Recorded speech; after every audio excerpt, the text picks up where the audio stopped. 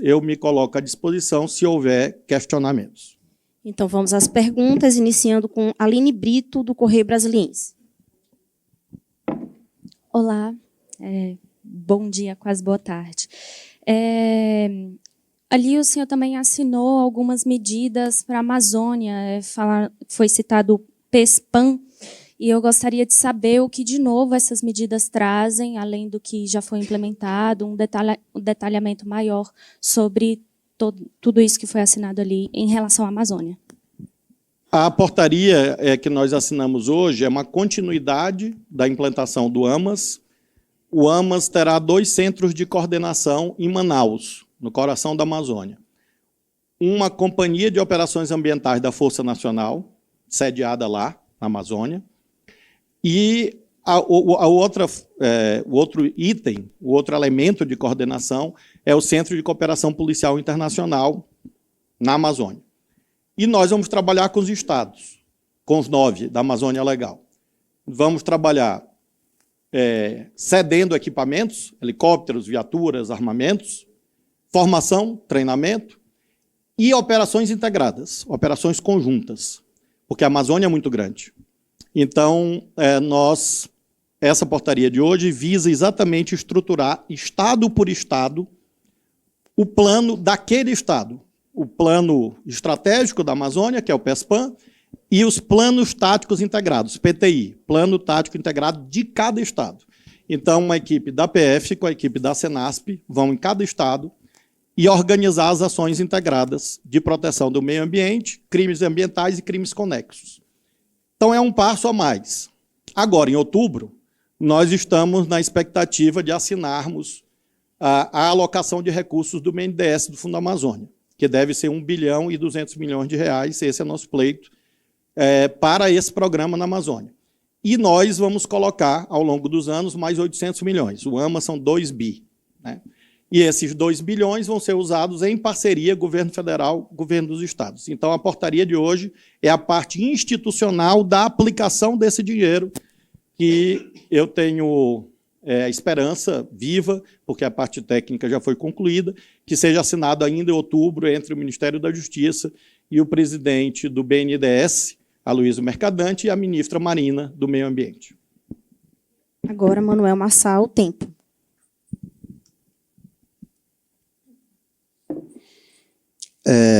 Muito bom dia, ministro Flávio Dino, Ricardo Capelli e aos demais.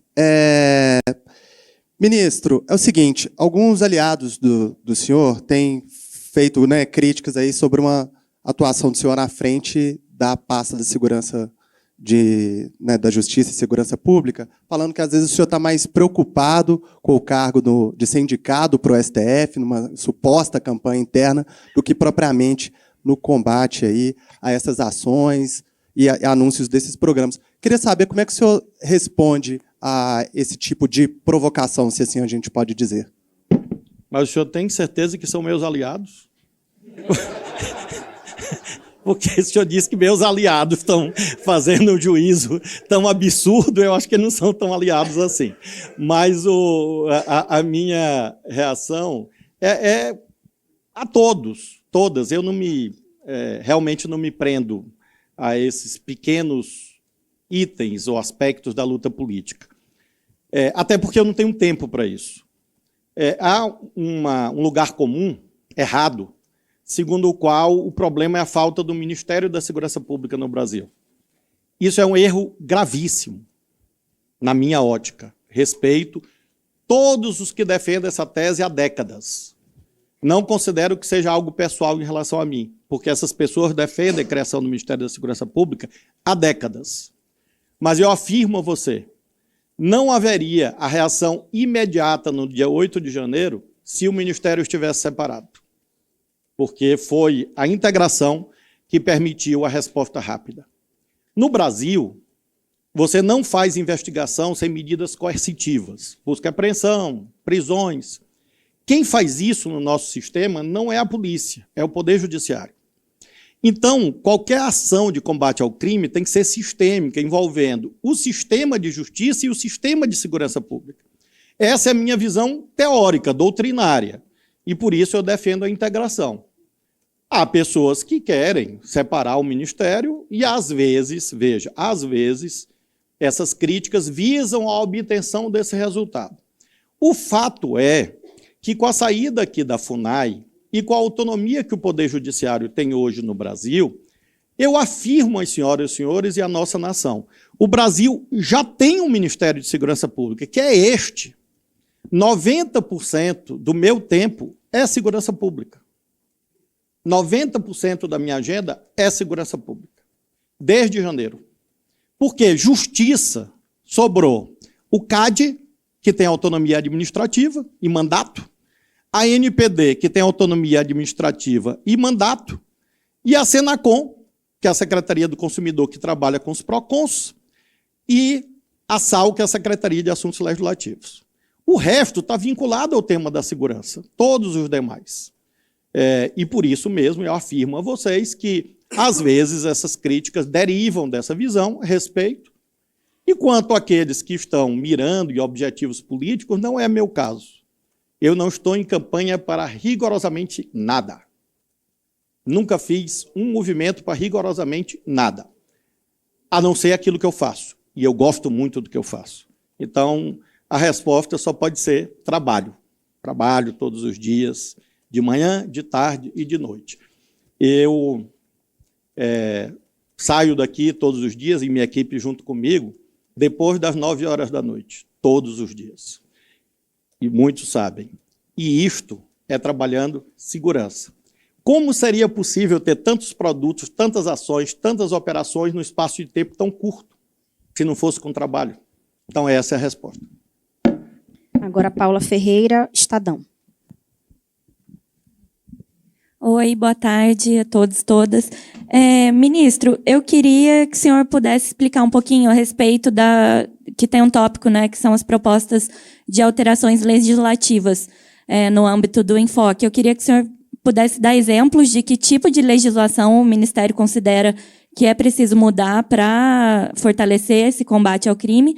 E também queria perguntar se vai ter alguma ação relacionada ao sistema penitenciário, a desarticulação dessas facções dentro do sistema penitenciário e como que isso vai ser feito. Em relação ao sistema penitenciário, é um item que tem muita atenção da nossa parte. Nesse momento, inclusive, nós já enviamos ao Ministério da Gestão a nossa proposta de regulamentação da Polícia Penal Federal, e nós pretendemos que esse projeto de lei enviado pelo presidente Lula ao Congresso seja um instrumento de fortalecimento da Polícia Penal Federal e das polícias penais estaduais. Esse é um exemplo de um projeto que tem incidência direta em relação às organizações criminosas que, como a senhora sabe, nasceram exatamente dentro do sistema penitenciário. O que nós temos feito? Nós temos 5 penitenciárias federais no Brasil. Elas têm sido usadas intensamente para socorro aos estados. Então, toda crise que acontece, há transferência de presos para o sistema penitenciário federal em razão das demandas dos estados. Outro item, eu vou falar só 3. Outro item é apoio material. Eu até exemplifiquei com Bahia e Rio. Essas ações são em todos os estados. Equipamentos de segurança como bodycam, raio-x, viaturas, oficinas de trabalho para fazer bloco de cimento, de concreto, para os presos trabalharem. Então, cada estado tem um enxoval, digamos assim, um kit, de acordo proporcionalmente com o número de presos daquele estado. Então, nós temos esse segundo aspecto, que é o apoio material. E o terceiro aspecto, esse, infelizmente ou felizmente invisível, é a integração da nossa inteligência, da Senapen, com a inteligência dos estados. Então, a Senapen não é puramente reativa. Ela identifica crises e avisa os estados. E faz operações conjuntas como essa que eu exemplifiquei na Bahia. Realmente, assim, é um programa específico, né? Naquela tela do PAS, eu até mostrei, volta para a tela do PAS, por favor. Tanto nós atribuímos ênfase a essa questão penitenciária, que ele é um item específico dentro do PAS, as políticas penais.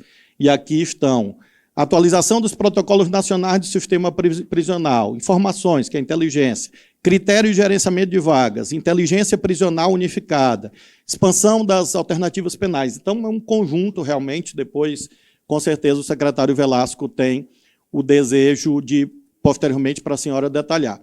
Sobre a frente legislativa, eu mandei, semana passada, um ofício ao presidente Arthur Lira, um ofício ao presidente Rodrigo Pacheco, outro ao secretário Alexandre Padilha. E fizemos anexar nesse ofício os projetos prioritários. Eu vou pedir para a Lorena fazer a gentileza e depois disponibilizar a tabela da Câmara, a tabela do Senado. São projetos que estão lá ou que nós enviamos. Vou lhe dar um exemplo. Novo marco legal sobre o ouro. Está lá, na Câmara. Por que esse projeto é importante? Porque o ouro serve de lavagem de dinheiro de organização criminosa e ele em si já é uma organização criminosa, porque ele não é uma atividade individual de uma pessoa que resolveu fazer garimpo ilegal. Há uma indústria, há uma cadeia criminosa antes para financiar e depois para lavar. Então, esse é um exemplo. Nós, nessa lista, não fizemos ainda considerações de mérito. Por exemplo, nós temos, às vezes, ressalvas em relação a um item de algum projeto. O que nós nos preocupamos foi dizer, Paula, que aquele projeto é prioritário. E o mérito nós vamos discutir caso a caso, quando, eventualmente, eles forem pautados. E aí são, aproximadamente, uns 30 projetos, entre Câmara e Senado, voltado à temática da segurança pública. Agora o Fábio Serapião, da Folha. Bom dia, ministro. Eu gostaria duas perguntas, na verdade. A primeira, o senhor fala muito da questão da integração, né, que é o principal ponto aí desse programa.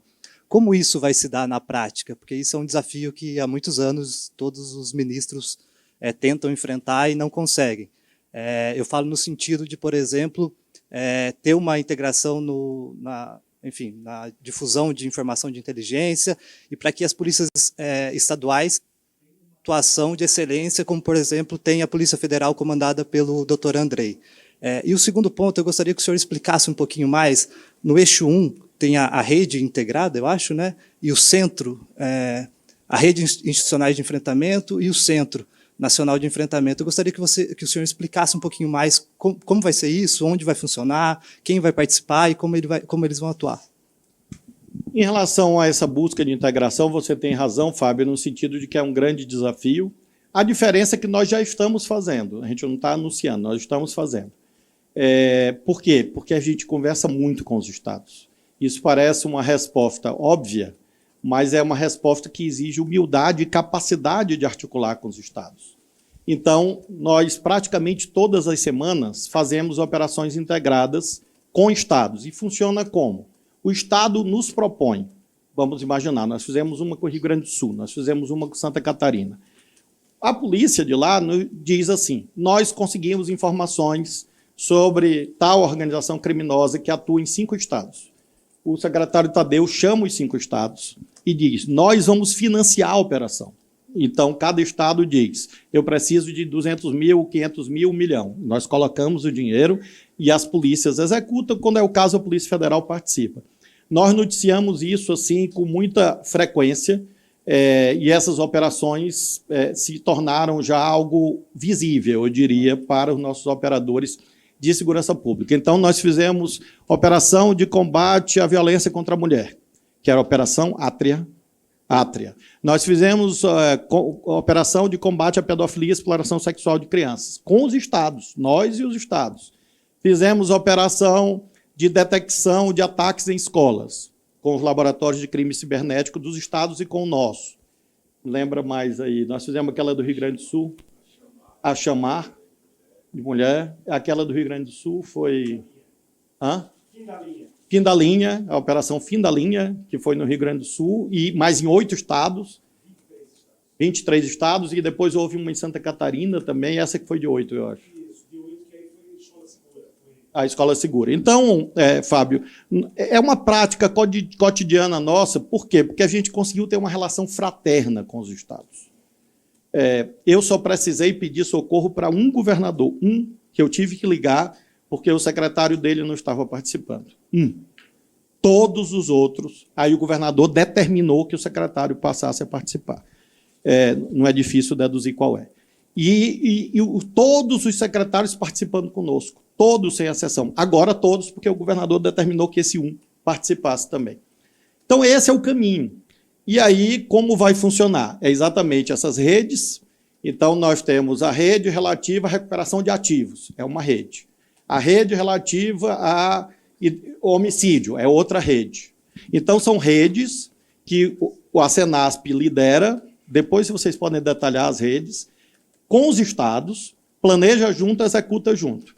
O Centro Nacional é a coordenação disso, e é uma coisa física, que tem, assim como o CCPI do Rio de Janeiro, da PF, é físico, esse Centro Nacional é físico, é uma sede, como funciona, em que funciona o de Foz, existem policiais nossos, por exemplo, o doutor Romano, é da Polícia Civil de qual estado? De Pernambuco, cedido para o Ministério. Vai ter o delegado da PF, vão ter os que estão aqui e vão ter os delegados indicados pelos estados. Fisicamente, nós fizemos isso na crise de abril. E aí esse centro vai compartilhar. Não é algo simples, mas só tem esse caminho. Porque a compartimentação das informações que circulam nas inteligências é uma causa de ineficiência. E por isso nós estamos apostando nisso. Isso depende, sobretudo, de algo subjetivo, não é lei, é confiança. Confiança que você constrói, e nós construímos confiança. Com os secretários estaduais, com os comandantes da PM, com os delegados gerais da Polícia Civil, nós temos uma relação de confiança. Pode procurar que no meio dessa confusão não tem um secretário dizendo que o Ministério não está agindo. Porque eles sabem a verdade. Eles sabem que eles estão sendo apoiados, o tanto que nós podemos. Então, é nessa relação de confiança que a gente embasa esse compartilhamento, que é o centro do enfoque, é o centro desse programa de hoje. Seguimos agora com Leonardo Martins, do portal UOL. Bom dia, ministro. Bom dia a todos. Ministro, tenho duas perguntas. A primeira delas é sobre a questão da Bahia. Se o desenvolvimento do programa, né, que o senhor anunciou hoje em relação à Bahia, principalmente, teve a participação do ministro Rui Costa, e se isso aconteceu, de que forma ele, com a experiência dele como governador, auxiliou no auxílio aí à Bahia. A segunda pergunta, ministro, o secretário Ricardo Capelli defendeu em entrevista que não se enfrenta o crime organizado com rosas, em meio a uma crise grave na Bahia, e exaltando uma frase que foi criticada por incentivar a letalidade policial.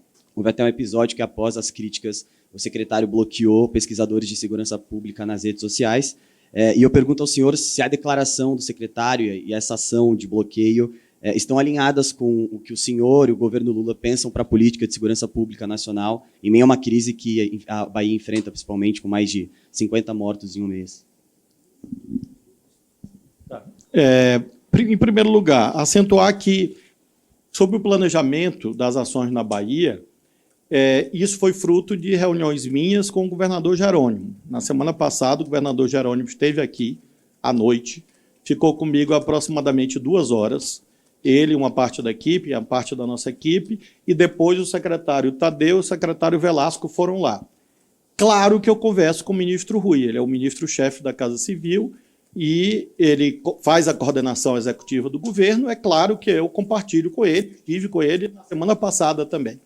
Mas o planejamento concreto das ações foi feito com o governador Jerônimo e com o secretário Marcelo, a partir dessas reuniões que foram executadas, e eu coloquei na última conversa com o ministro Rui a importância de reuniões conjuntas com o Ministério da Defesa, não em relação à Bahia, mas sim em relação a temas de outra natureza, a exemplo desse tema, dessa questão das fronteiras e da própria Operação Ágata. Então, a crise na Bahia, nós tratamos institucionalmente com o Sistema Estadual de Segurança da Bahia, liderado pelo governador Jerônimo. Em relação a essa questão de uso da força, o secretário Capelli acentuou aquilo que é a nossa visão, ou seja, nós precisamos juntar 2 coisas, políticas sociais, políticas preventivas e também o uso da força. Então, o que define isto não é algo a priorístico, não é algo metafísico, é algo concreto. Por exemplo, na Bahia, há, infelizmente, um poder armado instalado nas organizações criminosas que oferece forte resistência e tenta impor domínio territorial, à semelhança do que em algumas partes de outros estados aconteceu. Ora, há uma disputa ali. entre a polícia, que quer impedir o domínio territorial, e novas facções que querem impor um domínio territorial que pune as populações mais pobres. Porque quando o domínio territorial se estabelece, se cria uma rede de chantagens contra as populações mais pobres. Esses domínios territoriais não se estabelecem nos bairros que moram os ricos, ou a classe média alta. É onde moram os pobres. Então, é preciso, claro, respeitar o planejamento que o sistema de segurança da Bahia faz, e nós apoiamos naquilo que eles apoiamos materialmente, financeiramente, mas nós não temos nenhum motivo e não temos base legal para assumir o comando em operações em qualquer estado do país, porque isso seria uma indevida intervenção federal não autorizada pelo princípio federativo e à luz do artigo 34 da Constituição. É claro que, nesses momentos muito agudos, em que se produzem terrivelmente, infelizmente, muitas vítimas, e nós lamentamos profundamente todas as vítimas. Nós lamentamos o policial federal que perdeu a vida lá, nos dói na alma. Eu vi o doutor André e o doutor Gustavo, que estavam comigo no dia, lamentando como nós lamentamos até hoje, porque é um colega de trabalho nosso. Lamentamos os policiais que foram ali assassinados e lamentamos que o uso da força tenha levado a dezenas de vítimas. Nós não queremos isso, nós somos contra isso. Mas, repito, isso não é uma abstração, isso é uma circunstância concreta que lá está e que demanda realmente um esforço sério de diálogo, de compreensão, de apoio, de revisão de métodos para ir chegando naquilo que é adequado. Nós não vamos fazer. Nós só fizemos uma intervenção federal até hoje, que foi proposta por mim ao presidente Lula na tarde do dia 8 de janeiro. Não é nossa prática, porque deu errado. Quem quiser consultar a história do Brasil, veja quantas GLOs foram feitas em segurança. Quem quiser consultar a história do Brasil, veja quantas intervenções federais foram feitas, inclusive uma no Rio de Janeiro, que resultou em trabalho para a Polícia Federal. Trabalho dos próximos anos. Então, nós não vamos cometer os erros do passado. Trabalhar com os estados, conversar com os estados. O secretário Capelli pede para esclarecer o aspecto sobre as redes sociais, que realmente é personalíssimo, eu diria, até porque a rede é dele, não é do Ministério da Justiça. Não. Sobre as redes, Leonardo, ontem mesmo, à noite, os jornalistas que eu identifiquei, eu desbloqueei, os dois estão convidados a vir aqui ao Ministério. Se tiver mais algum que eu tiver bloqueado e que eu não conheça, os dois eu não conhecia, aí me informe que eu desbloqueei e convido a vir aqui sem problema algum. Agora, eu queria abrir só um parêntese, porque é o seguinte, eu conheço quase todos vocês que estão nessa sala, recebo quase todos, dialogo sempre com quase todos, café, almoço, colaboro com informações, conheço quase todos que estão aqui, já recebi quase todos que estão aqui. Agora, veja, você não... Eu tenho filhos pequenos, aí num domingo de manhã, você abre as suas redes, aí está lá uma insinuação de que você é racista, genocida, oportunista, aí embaixo vem um vômito, aí mais embaixo um cocô e embaixo te chama de lixo. Aí seus filhos olham aquilo, não sei se vocês têm filhos pequenos, eu tenho, e perguntam, papai, o que é isso? Eu acho que esse não é a qualidade do debate público que a gente quer promover no país, até pelo respeito à nossa profissão, ao jornalismo. Então, insinuações, agressões, nós somos também de carne e osso. Então, no momento foi muito ruim, eu estava com minha família, abri, meus filhos viram, então, enfim, eu tomei atitude, à noite desbloqueei, está resolvido, eles estão convidados. Se tiver mais alguém que eu tenha bloqueado que eu não conheça, me informa que a gente desbloqueia, convida, porque a gente tem muita confiança no trabalho que a gente está fazendo. Então, pode vir conhecer, eu tenho certeza que a opinião, às vezes fora do tom, vai mudar. Seguimos com Gisele Loureiro, Rede Amazônica. Olá. Eu gostaria de saber se já há um levantamento aí de quantas organizações criminosas atuam ali na região norte e dentro do programa, né, no âmbito do programa que foi lançado hoje, se há alguma estratégia específica de atuação nessa região, considerando aí as peculiaridades do local, que sempre são apontadas aí como fator de impedimento para barrar, né, esses crimes organizados, principalmente relacionados aí ao tráfico de drogas e armas? Nós temos um mapeamento de aproximadamente 60 organizações criminosas atuando no Brasil, de vários tamanhos, desde facções locais, como no caso da Bahia, até as duas grandes facções nacionais. Exatamente por esse recorte específico na Amazônia, que volta para aquele esquema, o desenho lá, a integração, que há isso. A senhora veja que há um recorte específico para a Amazônia. Então, o plano integrador tem vários recortes, PRONASSE, que são ações sociais, segurança preventiva, etc. As metas, colaboração federativa, enfoque, crime organizado. O AMAS tem, a Amazônia é a única região que tem, pela sua primacialidade, pela sua importância para o Brasil e para o mundo, um planejamento específico.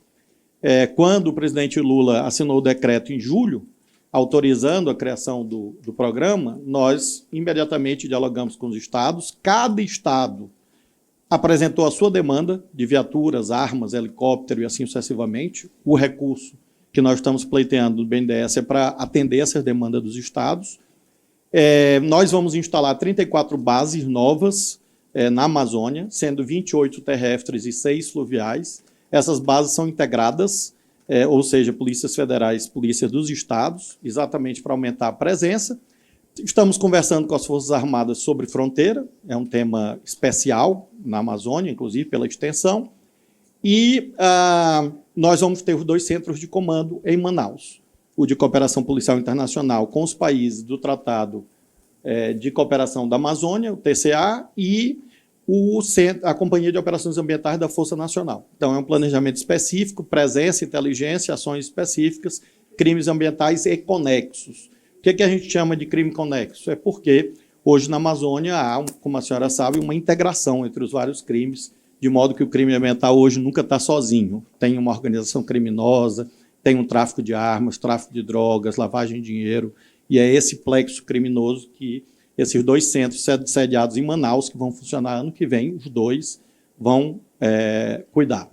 A previsão inicial, o doutor Andrei estava querendo instalar o CCPI em fevereiro, eu disse para ele que janeiro é o mês mais bonito, e a companhia, nossa, janeiro, fevereiro de 24, está funcionando lá, eles já estão vendo imóvel, essas coisas, e já foi publicado edital para alugar a sede do CCPI lá em Manaus, e a Companhia de Operações Ambientais da Amazônia também vai funcionar janeiro, fevereiro de 24. Seguimos com Jonathan Ferreira, Rádio Itatiaia. Bom, vou dar bom dia ainda, ministro, porque eu acho que ninguém almoçou ainda, né? Então, apesar de ter passado o meio-dia, ainda é bom dia. Vou voltar a um tema que o senhor comentou, que é em relação ao Supremo Tribunal Federal, porque o senhor é juiz federal, entrou para a política, o senhor diz que não está fazendo campanha, claro, mas às vezes os nomes vão se impondo, o seu nome ganhou muita força, e eu queria saber do senhor, caso recebesse um convite do presidente Lula para assumir a cadeira que foi aberta no Supremo Tribunal Federal, o senhor aceitaria com tranquilidade, ou é uma coisa que o senhor não pensava, não pensa em aceitar, uma vez que deixou a carreira da justiça para seguir na política? Como é que está a cabeça do senhor nesse momento? E pegando também em relação ao que a gente está tratando aqui na coletiva, pegando um recorte do Rio de Janeiro especificamente, que eu acho que traz uma peculiaridade para a segurança pública, que além das facções criminosas, você tem uma milícia que atua em boa parte dos territórios, milícia essa que controla territórios com apoio de alguns policiais que, infelizmente, acabam participando de um esquema ilegal. E essa dificuldade no Rio de Janeiro faz com que o governo federal, por exemplo, pense... Intervenção federal já foi feita e não adiantou absolutamente nada.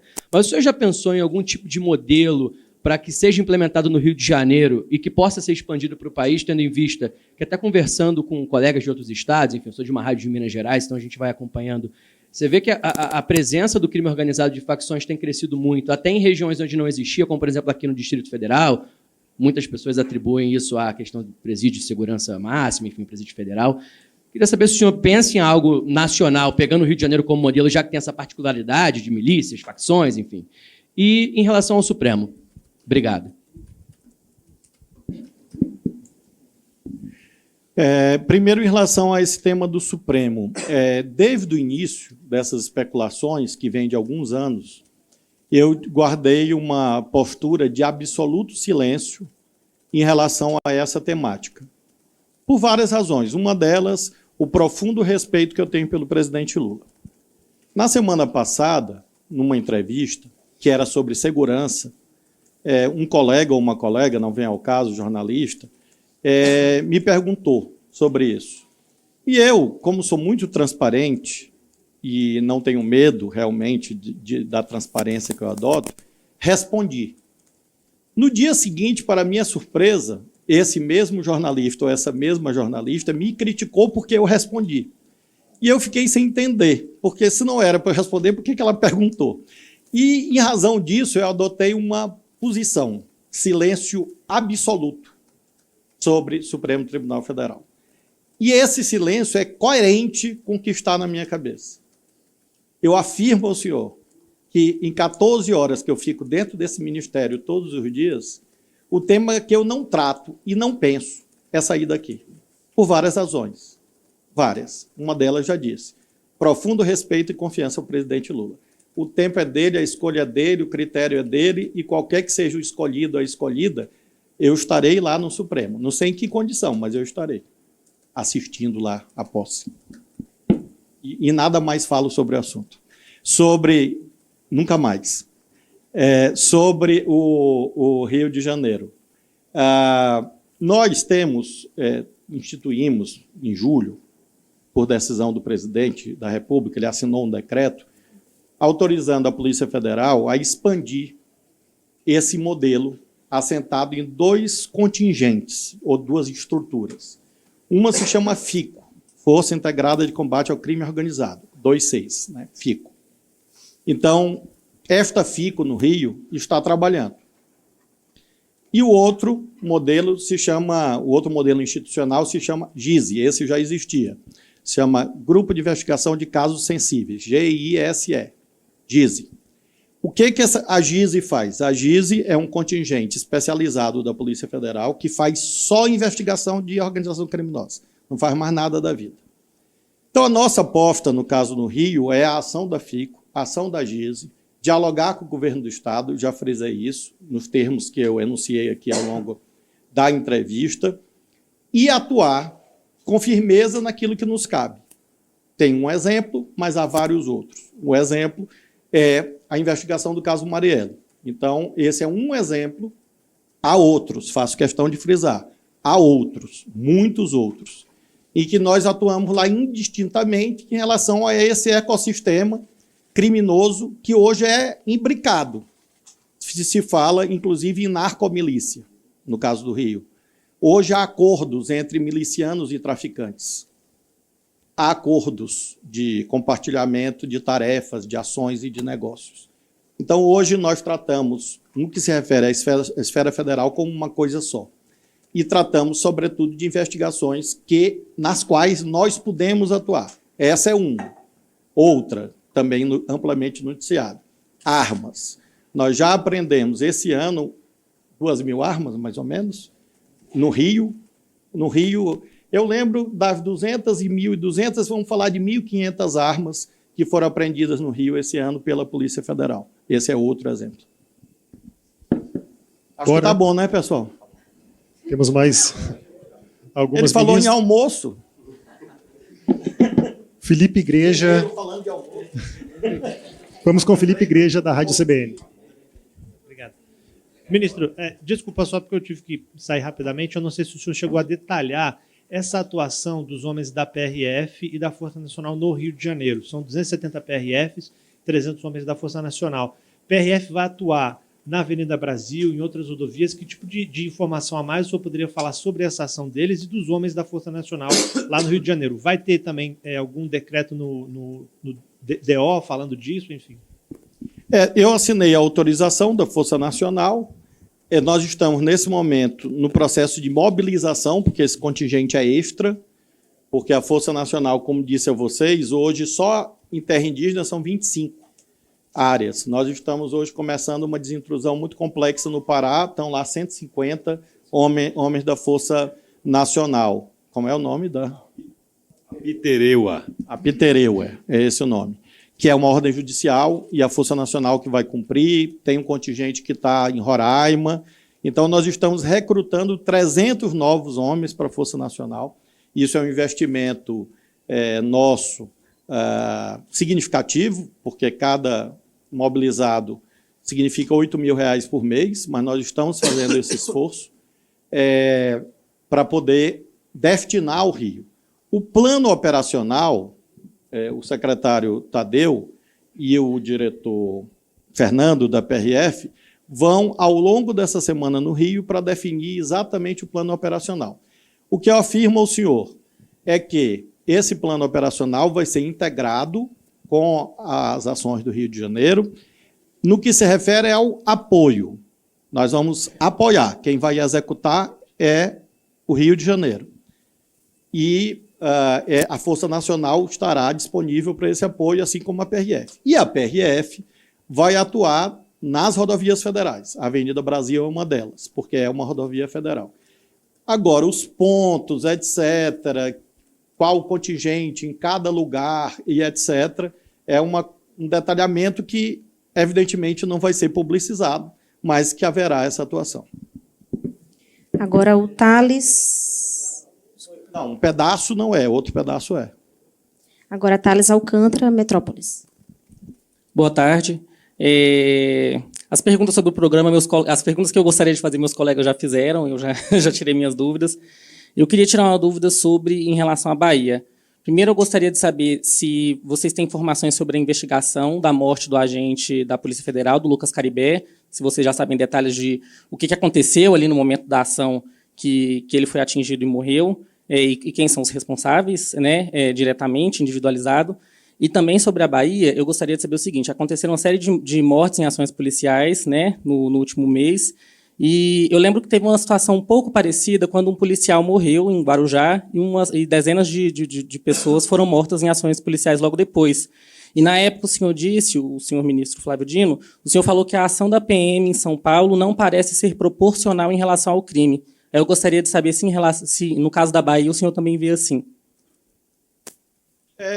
Essa pergunta é importante porque permite, inclusive, um esclarecimento em relação a algo errado que está sendo repetido nos últimos dias. Em nenhum momento, nós fizemos nota, tweet, apontando o dedo contra o governo de São Paulo ou contra qualquer governo. Nós não fazemos isso. Contra qualquer governo. Não interessa o partido. Nós respeitamos o que o governo está ali fazendo, porque ele tem autonomia. O que aconteceu, neste caso, é que eu estava no Palácio do Planalto com um evento que nada tinha a ver sobre São Paulo, sobre segurança. E, ao final, me perguntaram, haverá intervenção federal em São Paulo? Eu não. Me perguntaram, nessa mesma entrevista que o senhor está falando, se haveria intervenção federal, se nós contactaríamos o governo do Estado, eu disse que sim. Me perguntaram se eu iria me manifestar publicamente, condenando a ação do governo de São Paulo, eu disse que não. E me fizeram esta pergunta, sobre investigação. Se nós iríamos investigar. Eu informei o óbvio, que nós não temos competência legal para investigar um crime cometido, um suposto crime, um crime cometido no âmbito estadual. Nós não temos essa atribuição, a princípio. Ainda usei essa expressão, a princípio. Tudo isso está gravado. E aí disse, olha, tem que examinar, existem instituições independentes, o Ministério Público, a Ouvidoria, a Corregedoria do governo de São Paulo. Escreveram que eu exigi uma investigação independente. Não, eu informei que nós não tínhamos competência para investigar e disse quem era o competente para investigar. E, nesse contexto, eu disse, um dos elementos que tem que analisar se a ação foi proporcional. Foi isso que eu disse, foi nesse contexto. Isso foi transformado indevidamente de que eu estava protegendo o governo da Bahia, porque é do PT, e eu estava condenando o governo de São Paulo, que era dirigido pelo Tarcísio. Isso não é verdade. O que aconteceu foi exatamente isso que eu lhe disse. E a mesma coisa que eu disse em relação ao São Paulo, eu digo em relação à Bahia. Não somos nós que investigamos. Existem as estruturas estaduais, nós não faremos intervenção federal. E essas estruturas estaduais, Ministério Público, Corregedoria, Ouvidoria, Poder Judiciário, é que fazem essa análise sobre proporcionalidade. Então, o que vale para São Paulo, vale para a Bahia. Tanto é que, todas as vezes que eu ligo para o governador Tarcísio, ele me atende, e vice-versa. Então, o governador Tarcísio sabe que não houve isto que disseram que houve. E nós não estamos preocupados com os partidos das pessoas. Essa foi a determinação do presidente Lula e nós estamos cumprindo. Haveria diferença se eu tivesse soltado uma nota contra o governo de São Paulo. Se eu tivesse feito um tweet, que os senhores sabem, as senhoras, que quem escreve no Twitter sou eu mesmo, vocês sabem disso, né? Desde 2009. Sou eu que escrevo ali, sou eu falando. Não houve isso. Eu não chamei a equipe para ir lá condenar o governo de São Paulo. Nós não fizemos isso. E fomos pressionados. Fomos cobrados, mas não fizemos. Porque nós respeitamos a autonomia federativa. Isso vale para a Bahia. O senhor vai me perguntar, mas tem proporcionalidade? O Ministério Público da Bahia está lá. O Poder Judiciário está lá. Parece ter, parece não ter. Cabe a essas instituições dizer. O Ministério da Justiça e Segurança Pública não faz demagogia com a questão da segurança pública. Nós não fazemos isso. Com ninguém. Nós já socorremos esse ano vários estados.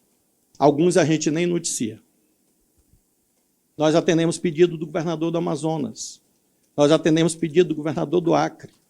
Nós atendemos pedido do governo da Bahia agora, do Rio Grande do Norte, do Rio de Janeiro, do governo do Paraná, do governo do Mato Grosso, do governo do Mato Grosso do Sul. Eu estou citando aí 8 partidos diferentes. Então, não há aqui protecionismo em relação ao PT ou em relação ao governador Jerônimo, que é meu amigo. Agora, há o dever de cuidar do povo da Bahia. E se o governador Tarcísio pedir a nossa ajuda, ele terá a nossa ajuda. Do mesmo jeitinho. Estamos sempre à disposição dele e de outros governadores. Agora... aí sobre inquérito eu não conheço, se o doutor Andrei...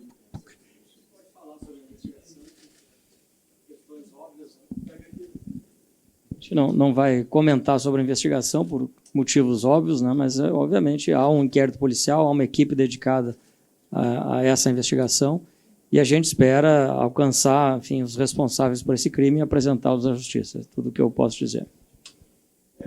Nós também estamos com esse problema, porque quando, às vezes, eu digo assim, o inquérito está andando, aí sai editorial. Flávio Dino vaza informações sigilosas do inquérito policial. O jornalismo brasileiro também tem que dizer o que é da vida, né? Se eu falo óbvio, eu digo assim, existe o inquérito está andando e haverá novidade nas próximas semanas. Editorial, que eu estou vazando informações sigilosas do inquérito. Isso dificulta o nosso trabalho um pouco.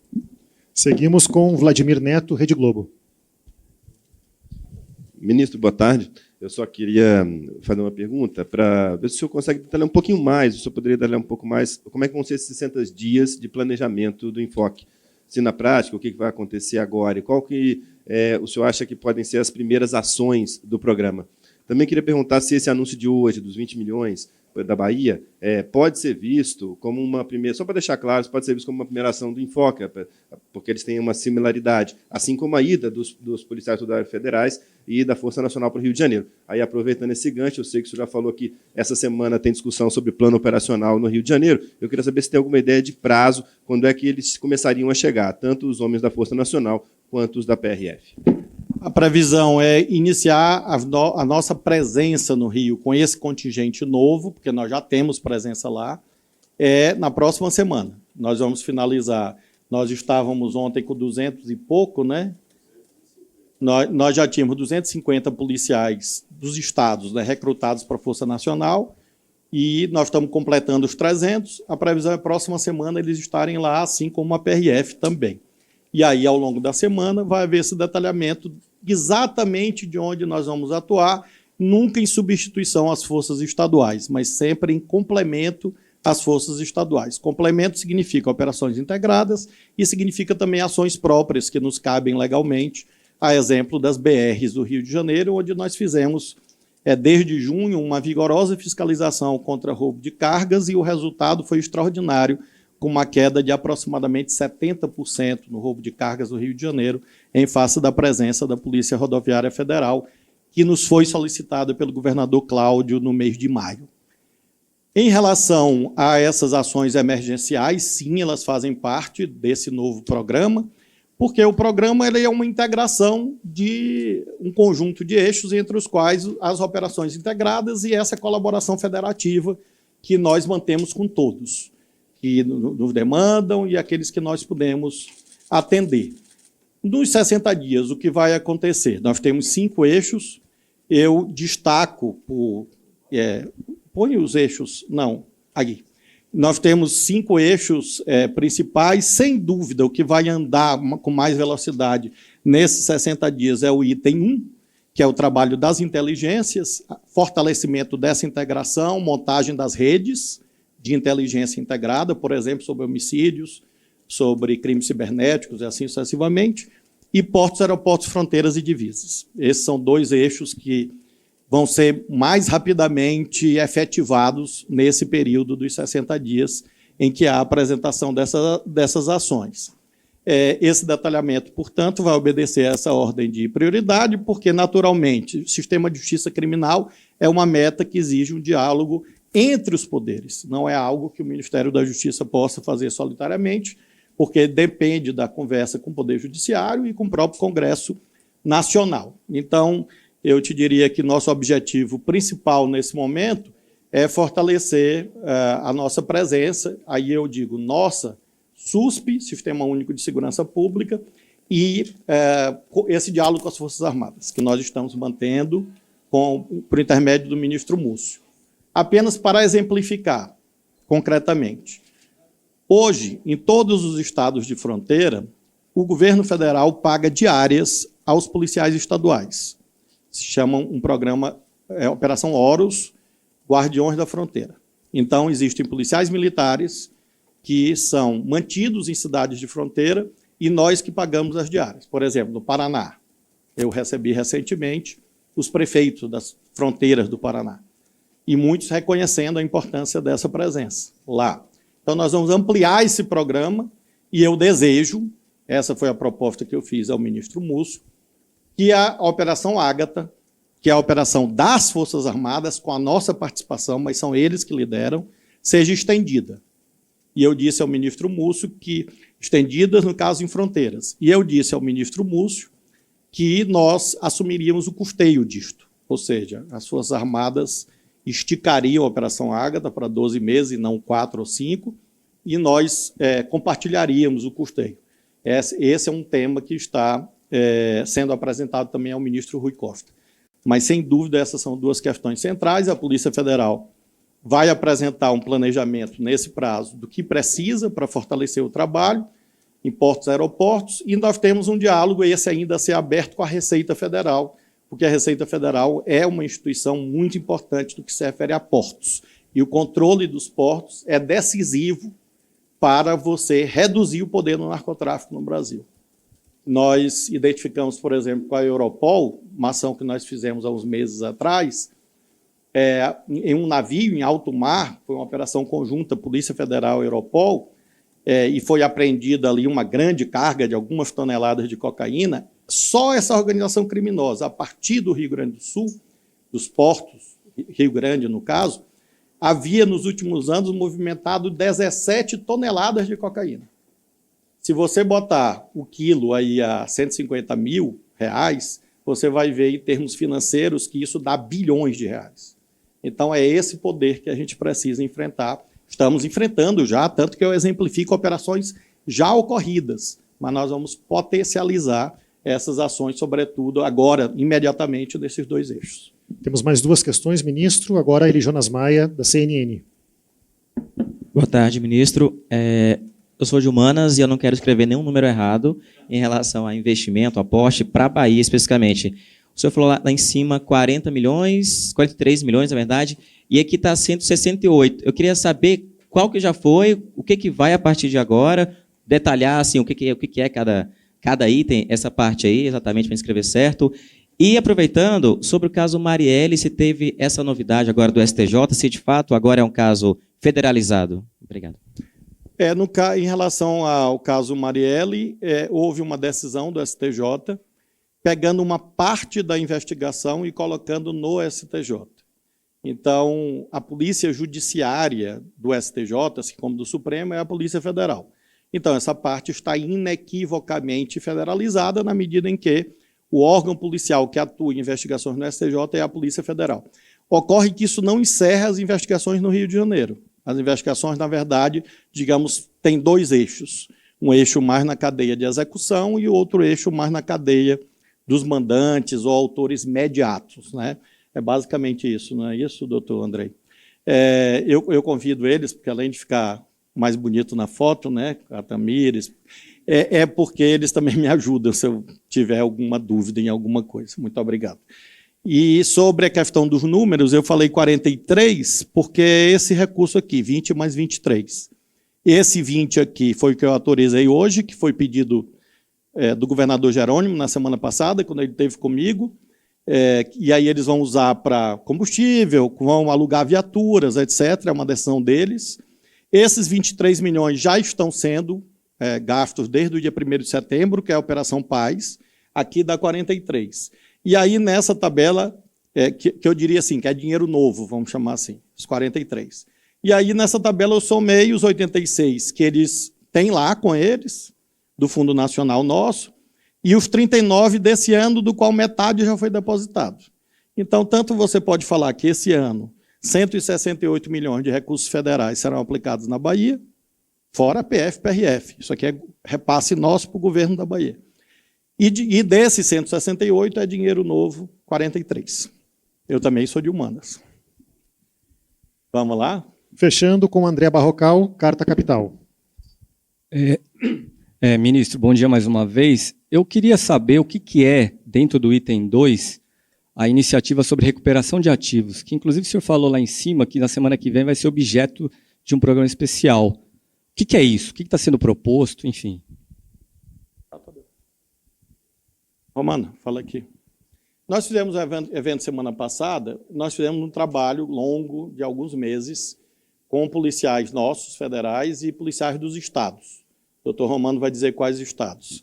E aí, semana passada, eu recebi o relatório desse grupo, não sei nem se eu botei no Twitter, eu vou pôr a foto. Eu insisto em chamar de Twitter, porque Elon Musk é uma coisa muito esquisita para mim. E matar o passarinho é crime ambiental. Então, eu continuo chamando de Twitter, se eu não pus, eu vou pôr. Eu recebi o relatório desse grupo, que o doutor Romano vai relatar, e semana que vem vou editar a portaria institucionalizando essa rede, que é, na verdade, retirar bens das quadrilhas. Aí se refere a imóveis, dinheiro, ouro, todos os mecanismos de lavagem de dinheiro que tu conheces e que eles usam hoje, porque essas organizações ganharam tanto poder que elas entraram no mercado legal. Quando nós fizemos a apreensão dos 268 apartamentos, nós temos as fotos, são torres, em Balneário Camboriú, por exemplo, torres de alto padrão, e que estão em nome de uma imobiliária, de um laranja, mas, na verdade, é lavagem de dinheiro do PCC. Então, essa rede cuida disso e o Romano vai detalhar aqui, por favor. Boa tarde. Essa rede, a portaria do ministro compunha a Senad, que ela faz a parte de recuperação de ativos da área de tráfico de drogas, a Senajus, a DRCI, que também é responsável por uma parte da recuperação de ativos, a Diretoria de Recuperação de Ativos, né, de Cooperação Jurídica Internacional, e 10 polícias civis. Qual foi o objetivo? Criar uma metodologia, criar um padrão, não só de criação de delegacias, unidades de recuperação de ativos nas polícias judiciárias estaduais, porque a Lei 9.603, a Lei de Lavagem de Dinheiro, permite que, no caso da investigação de lavagem de dinheiro, o recurso seja, inclusive, direcionado diretamente para um fundo estadual. Então, a gente vai criar modelos, foi criado já, né, foi sugerido, modelos de recuperação de ativos nos estados, como também fluxo, né, metodologia e incentivar também a investigação financeira e patrimonial.